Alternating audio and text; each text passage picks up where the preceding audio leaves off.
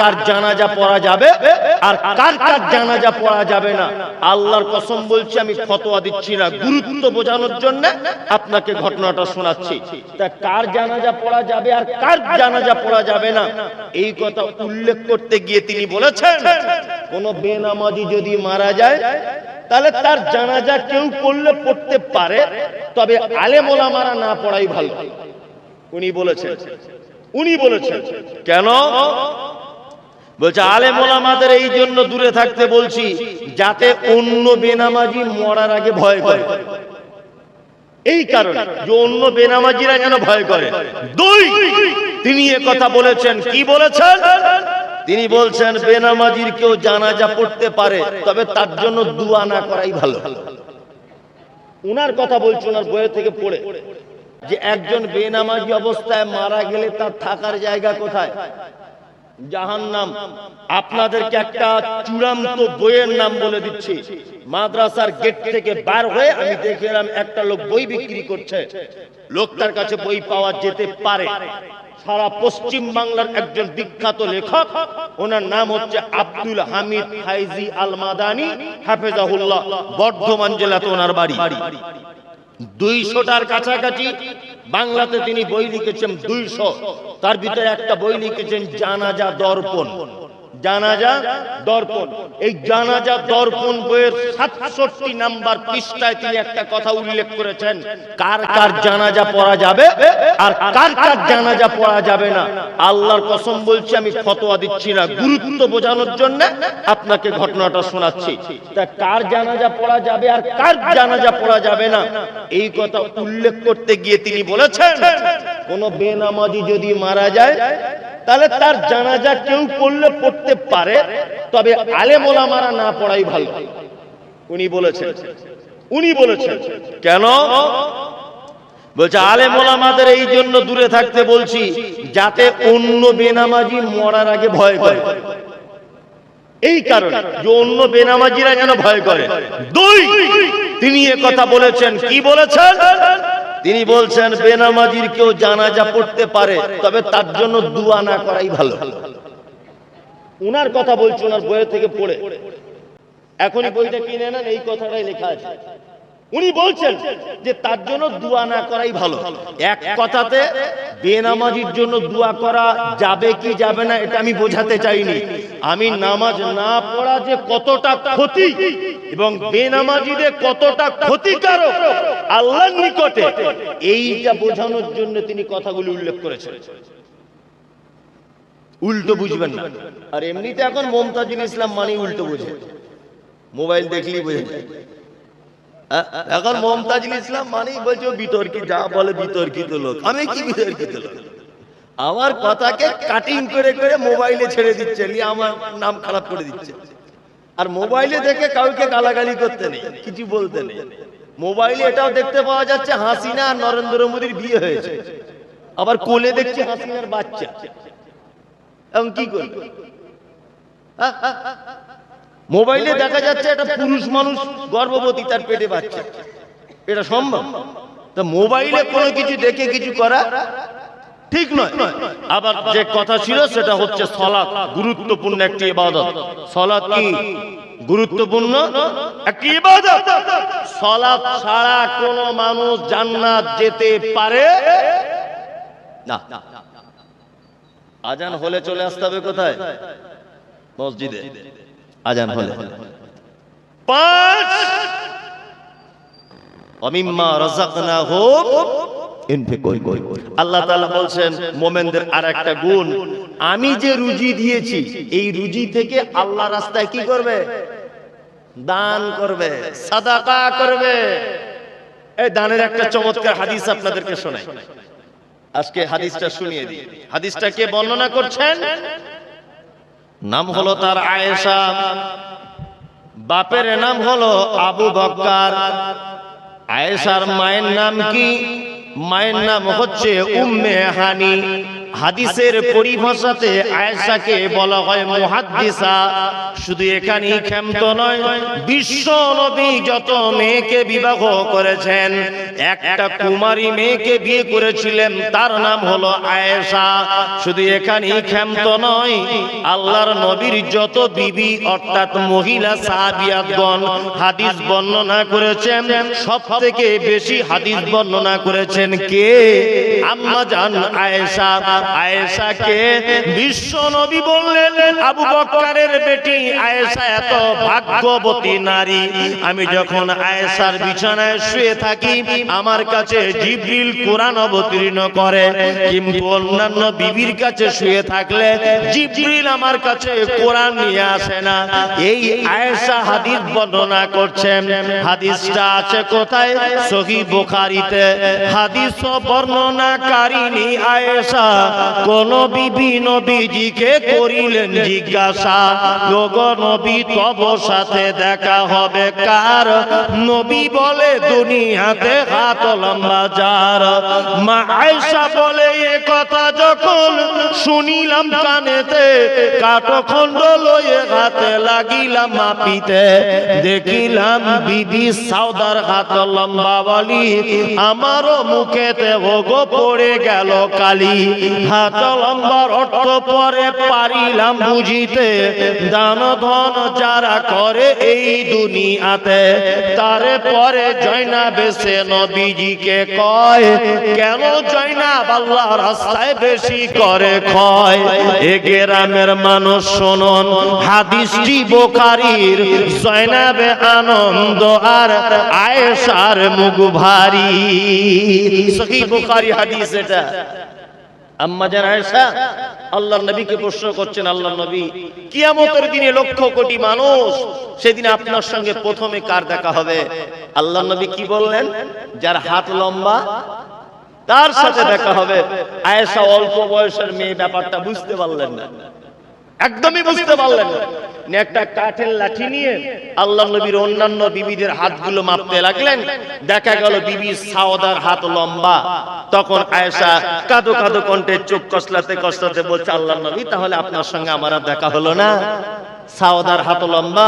বিশ্ব নবী বললেন, আয়েশা আরে দানের ব্যাপারে যারা হাত লম্বা করে দেয়, কিয়ামতের দিনে তার সাথে প্রথম দেখা হবে আমার। কার দেখা হবে? হ্যাঁ, দান সাদাকা কত গুরুত্বপূর্ণ জিনিস জানেন? আর একটা হাদিস আপনাদেরকে বলি। এই আমাদের পাড়া গ্রামে যখন কোনো মানুষ মারা যায়, দানের গুরুত্বের হাদিস বলছি। পাড়া গ্রামে যখন কোনো মানুষ মারা যায়, তার আগে আমরা কি করি? একটু বেদানার রস নিয়ে তার গালে দিই, আঙ্গুরের রস নিয়ে দিই, ঠান্ডা পানি ফ্রিজ থেকে তার গালে দিয়ে দিই না? আর কি বলি, বাপ শেষ পানিটা আমার হাতে তুমি খাও। মেয়ে কাঁদতে কাঁদতে আসে কুমেদপুর থেকে, এসে বলে, বাপ বেদানা নিয়ে এসেছি, মারে একটু চামচে করে বাপের মুখে বেদানা দে। ও কি তখন বেদানা চায়? ও জীবনে বেদানা খাই না, ওই টাইমে তুমি বেদানা দিচ্ছ ওকে। এই দেখুন দান কত গুরুত্ব। হাদিস আপনাকে শোনাই। আল্লাহর নবী বললেন, একজন ইমানদার মানুষ আর একজন বদকার মানুষ, তাদের আত্মাকে যখন মালাকুল মউত যখন বার করে, তখন তারা মৃত্যুর আগে মালাকুল মউতকে নিজে চোখে দেখতে পায়। বন্ধুরা আমার, সারা পৃথিবীতে যত মানুষ রয়েছে মারা যাবার আগে মালাকুল মউতকে নিজে চোখে দেখতে পায়। আল্লাহর নবী বললেন, লোকটা যদি ঈমানদার হয়, লোকটা যদি ভালো হয়, লোকটা যদি পরহেজগার হয়, তাহলে মালাকুল মউত এত সহজ করে তার আত্মাটাকে ধরে বার করে। ওই জন্য দেখবেন কিছু কিছু মানুষ হাসতে হাসতে মারা গেল, কিছু কিছু মানুষ দেখতে পাবেন যেন কথা বলতে বলতে চলে গেল। এক কথাতে মায়ের কোলে যেমন একটা বাচ্চা ঘুমিয়ে যায়, দয়ার নবী বলছেন ঈমানদার মানুষের মৃত্যু এই রকম ভাবে হয়। কিন্তু আল্লাহর নবী বলছেন, লোকটা যদি বদকার হয়, লোকটা যদি খারাপ হয়, মালাকুল মউত তার আত্মাটাকে এত কঠিন করে ধরে যে তার শিরা উপশিরা সব যেন মালাকুল মউতের হাতে ছিঁড়ে যেন চলে আসে।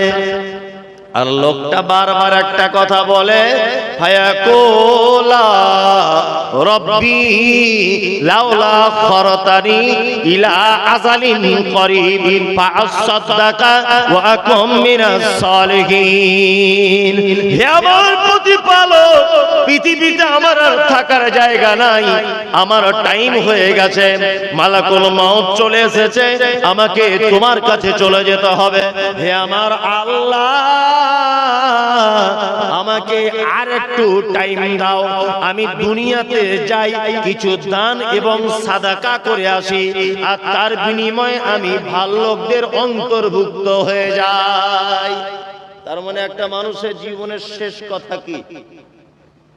আল্লাহ টাইম দাও, কিছু দান করে আসি, কিছু দান করে আসি।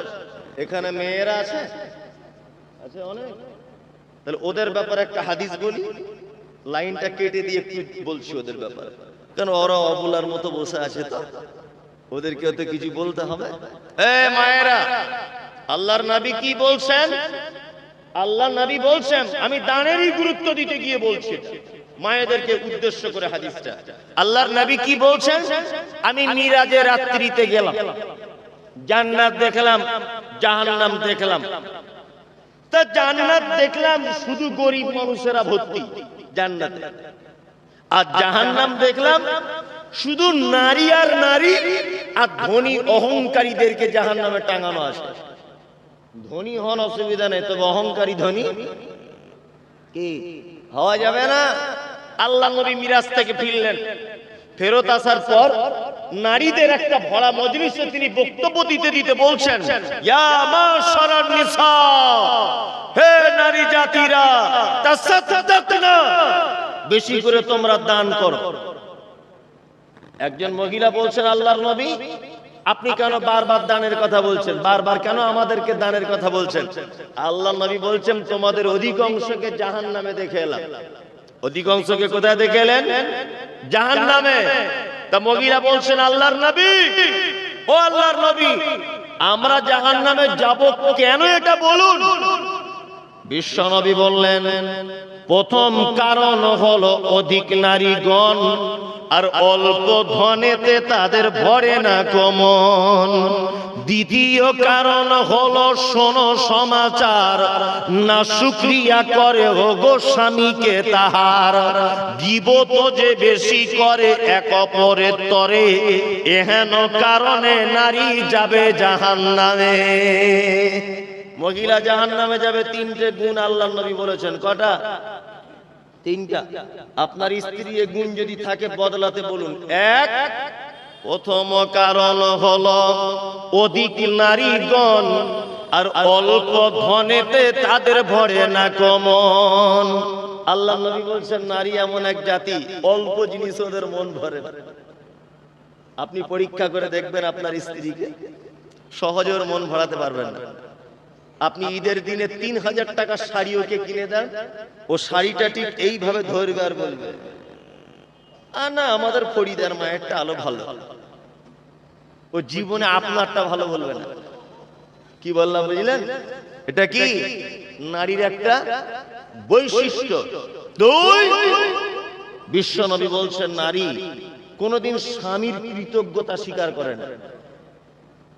পৃথিবীতে একটা মাত্র জাতি আছে যারা যার খায় তার বদনাম করে, তার নাম নারী। 13-14 বছর আপনার সঙ্গে সংসার করছে, তা পাশের বাড়ি একটা মেয়ে জিজ্ঞেস করছে, হামিদার মা তোমাদের বাড়ির লোকটা কেমন? ও এইটাই বলবে, 13 বছর আগুনের উপরে জ্বলছি বোন, তোকে আর কি বলবো, বাপ মা দেখে দিয়েছে, কিছু করার নাই। অথচ শাড়ি পরে আছে ওটা আপনার, ওর পেটের খাবারটা আপনার, ওর ব্লাউজটা আপনার, মাথার তেল আপনার, ওর হাতের বালাটাও আপনার, কিন্তু আপনার কোনোদিন প্রশংসা করবে না। কি বললাম বুঝলেন? দুই, আপনার পুকুরে বড় মাছ ধরেছেন, 5 কেজি ওজন কাতল মাছ, বুঝেন? কাতল মাছ ধরেছেন, রান্না করে স্বামী স্ত্রী দুজনে খেতে বসেছে, তো ওকে একবার জিজ্ঞাসা করবেন, সাবিনার মা আমাদের পুকুরের মাছটা খুব স্বাদ না? ও দেখবেন এক চান্সে কথা বলবে, তুমি বেশি ফটর ফটর করো না, আমার আব্বাদের পুকুরের মাছের স্বাদ সুবহানাল্লাহ এখনো মুখে লেগে আছে। অথচ ওর বাপের পুকুরের মাছ 1.5 কেজি ওজন, কোনো স্বাদই নেই, তবুও বলবে আমার বাপের বাড়িটাই ভালো। এর নাম নারী। আমার আব্বা, আমার মা, আমার ভাই, আমার বোন, এই নিয়েই ব্যস্ত। কি বলছি বুঝতে পারছেন না? আপনার কোনোদিন প্রশংসা করবে না, আপনার কোনোদিন কৃতজ্ঞতা স্বীকার করবে না। কি বলছে বুঝতে পারছেন?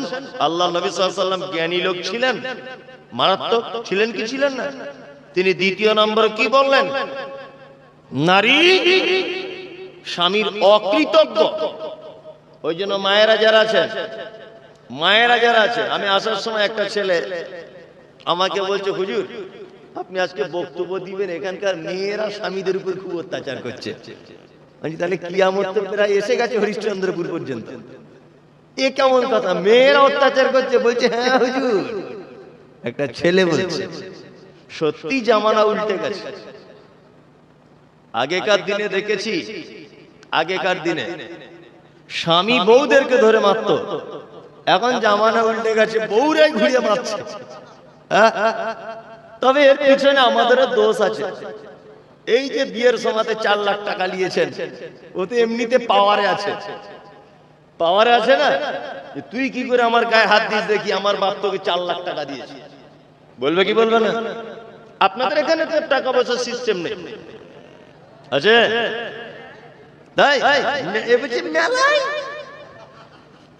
আমি মাঝে সাঝে অবাক হই, সত্যি অবাক হই। এখনকার ছেলেরা দেখবেন বিয়ে করতে যাওয়ার সময় পাঞ্জাবি পরে, ও এমনি মৌলভী সাহেবদের দেখতে পারে না, পাঞ্জাবিওয়ালা লোকদের বিয়ের সময় দেখবেন পাঞ্জাবি পরে, আবার এইরকম করে মুখে রুমাল দিয়ে থাকে। আপনার এখানে দেয়? আমি অবাক হই যে 4 লাখ টাকা মেয়ের বাপের কাছে দিয়ে ও রুমাল দিয়ে কিসের লজ্জা বোঝাতে চায়? ও তো ছোট লোকের বেটা। তাহলে আগে থেকে 4 লাখ টাকা নিয়ে বিয়ে করতে এসছে রুমাল দিয়ে, মানে কি লজ্জা করছে? ওর তো লজ্জাই নাই, ও তো বেহায়ার বেহায়া। ও আবার রুমাল দিয়ে বসে আছে এরকম করে।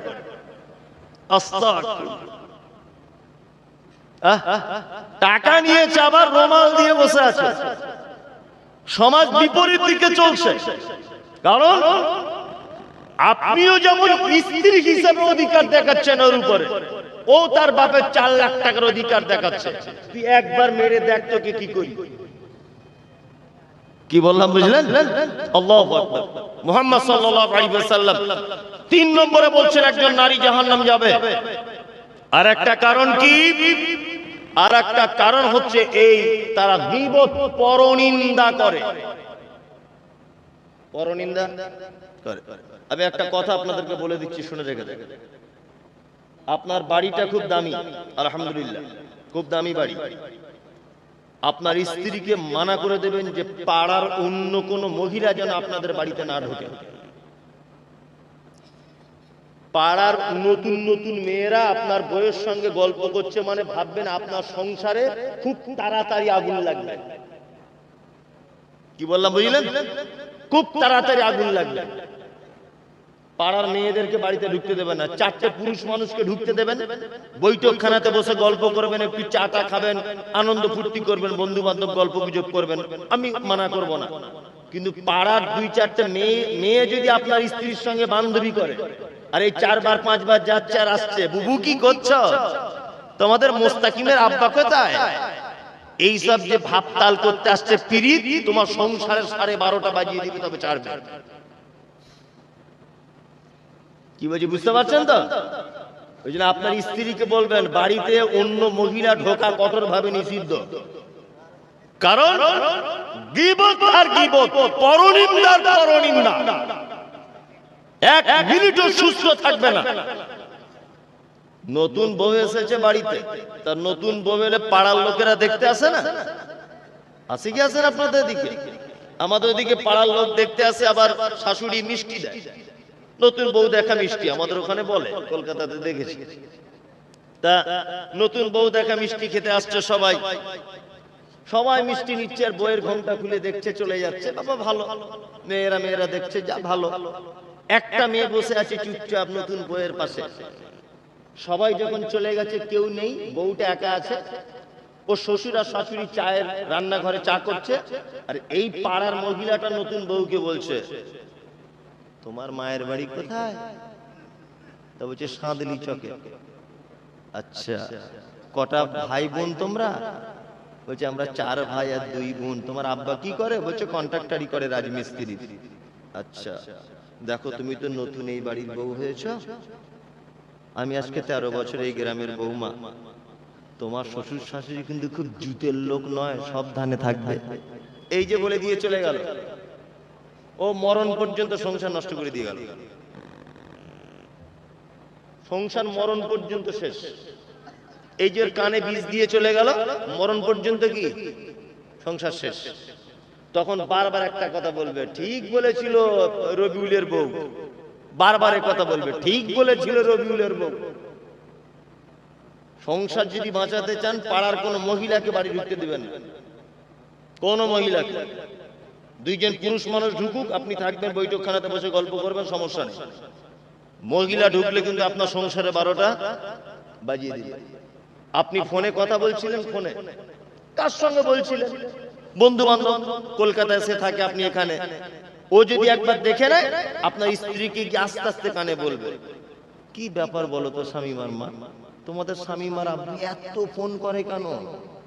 দেখো আম গাছের তলাতে দিন রাত ফোন করছে। বুঝছি কই বুবু, আমি তো দেখিনি। বলছে না, আমি রাস্তা দিয়ে এলেই দেখতে পাই।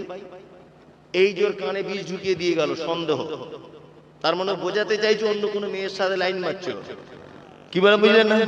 এই যে ঢুকিয়ে দিয়ে গেল, অন্য কোনো মেয়ের সাথে কট লাইন, তার মানে এই আর কিয়ামত পর্যন্ত আর আপনাকে ভালোবাসবেন।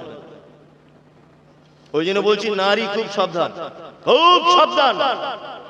কি বললাম বুঝলেন? মুহাম্মদ সাল্লাল্লাহু আলাইহি ওয়াসাল্লাম বলেছেন, গীবত, পরনিন্দা, নারী এর থেকে তোমরা বাঁচো। তাছাড়া তোমাদের থাকার জায়গা কোথায়? জাহান্নাম। জলসা শুনতে আসছে একজন মহিলা, জলসা শুনতে আসছে। আমি মমতাজুল ইসলাম, আমার মেয়ে, আর সাইফুল ইসলামের ছেলে রাস্তাতে একটু গন্ডগোল করেছে। তো একজন মহিলা দেখতে পেয়েছে, তা আমার বউর সাথে ছিল। তা আমার বউ ওই মহিলাটাকে বলছে, কি গো, কোনদিন কাউকে কিছু বলে দিও না বোন, তাহলে বেটি তো বিয়ে দেওয়া কষ্ট হয়ে যাবে।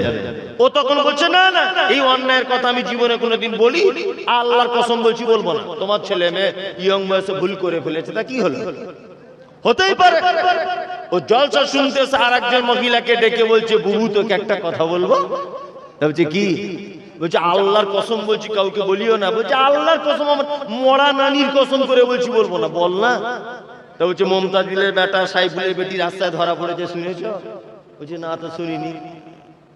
ও আবার আর শুনে আর একজনকে বলছে, আল্লাহর কসম কাউকে বলতে মানা করেছে, তবু তোকেই বলছি।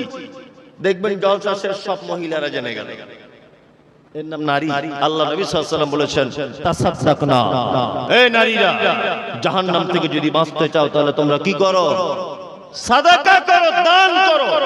মুহাম্মদ সাল্লাল্লাহু আলাইহি ওয়াসাল্লাম আমভাবে বলতে গিয়ে তিনি বলেছেন, ইত্তাকুন নার, তোমরা জাহান্নাম থেকে বাঁচো।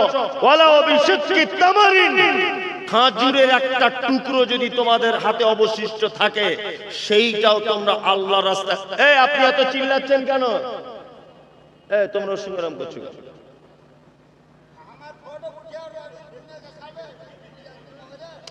আপনারই তো কপাল ভালো, বুড়ো বয়সে ভাইরাল হয়ে যাবে। এই থাক, এই থাক, থাক থাক থাক থাক, এই রাগ করতে হয় না, থাক।